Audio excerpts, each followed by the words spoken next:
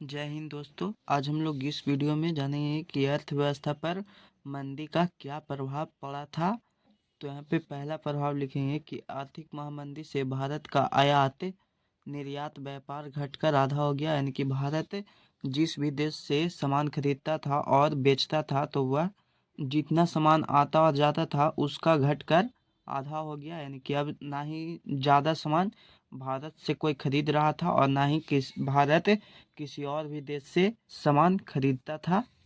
दूसरा प्रभाव यह पड़ा कि आर्थिक महामंदी का सबसे बुरा प्रभाव भारत के किसानों पर पड़ा। यानी कि भारत के जितने भी किसान थे इसका असर बहुत ही ज़्यादा पड़ा। यानी कि किसान थे वो अपना फसल उगाते तो थे लेकिन वो अपने फसल को बेच नहीं पाते थे। यानी कि उसको सेल नहीं कर पाते थे, जिसके कारण उन पर बहुत ही ज़्यादा बुरा प्रभाव पड़ा। और फिर अगला प्रभाव यह देखिए कि आर्थिक महामंदी से शहरी वर्ग प्रभावित नहीं हुआ।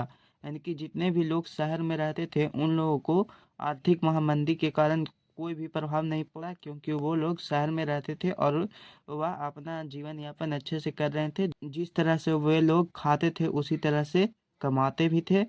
अगला प्रभाव देखिए कि महामंदी के प्रभावों को कम करने के लिए सरकार भारत से सोने का निर्यात करने लगी।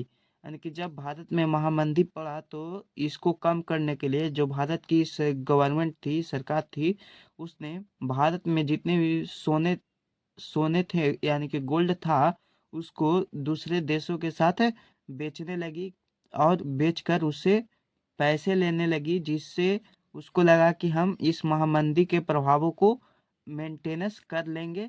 तो इसीलिए उसने गोल्ड को सेल करना स्टार्ट कर दिया।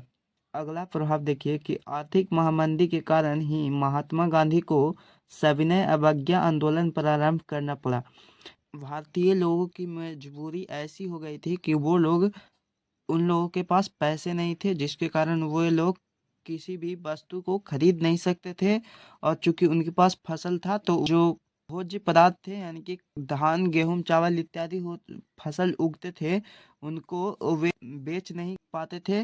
तो इसके कारण उन्होंने महात्मा गांधी जो थे उन्होंने सविनय अवज्ञा आंदोलन को स्टार्ट कर दिया और अंग्रेजों को या जो वहाँ भारत में अपने सामानों को बेचते थे तो उसके रेटों को कम करने पर मजबूर कर दिए। इससे कि भारत की आर्थिक महामंदी मेंटेनेंस हो गई। यानी कि जब अंग्रेजों ने अपने सामानों के रेटों को कम किया तो भारत में भी लोग खरीदने लगे और अपने सामानों को बेचने लगे। तो इससे लोगों के जीवन से वह दुख खत्म हो गया और लोग आराम से कमाते थे और खाते थे।